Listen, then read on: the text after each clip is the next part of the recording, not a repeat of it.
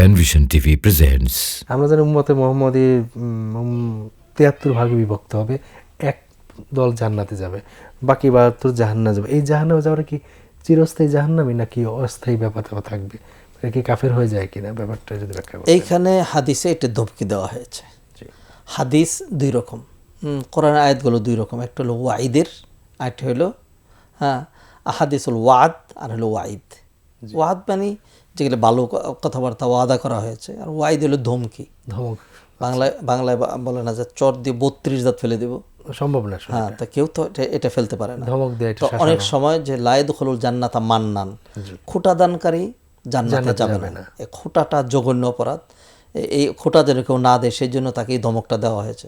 নতুবা একটা লোকের সব কিছু ঠিক, শুধু খোঁটা দেন, এই জন্য সে কি কোনোদিনই জান্নাতে যাবে না।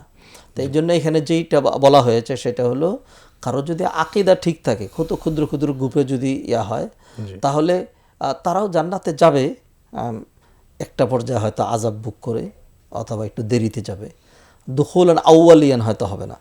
তো সেই জন্য এইখানে যেটি বলা হয়েছে এক কাতার যাবে, বাকিরা যাবে না, এটা এরকম নয় যে তারা জীবনে কোনোদিনই জান্নাতে যাবে না, এরকম নয়। বরং তারা একটা শাস্তির সম্মুখীন হয়ে তারপরে যাবে।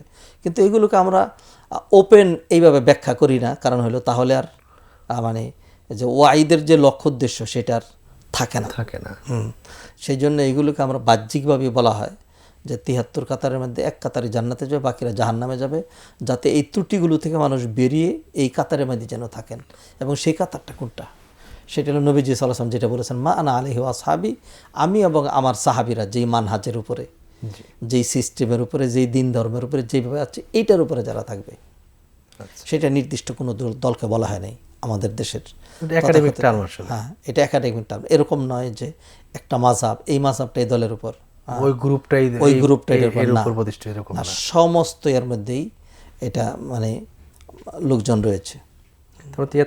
আমরা বলতে পারি যে আকীদা যদি এক শিরকের মধ্যে চলে যায়, কুফরের দিকে চলে যায়, ইসলাম থেকে খারিজ হয়ে যায়, তারা শুধু চিরস্থায়ী জাহান্নামী হবে।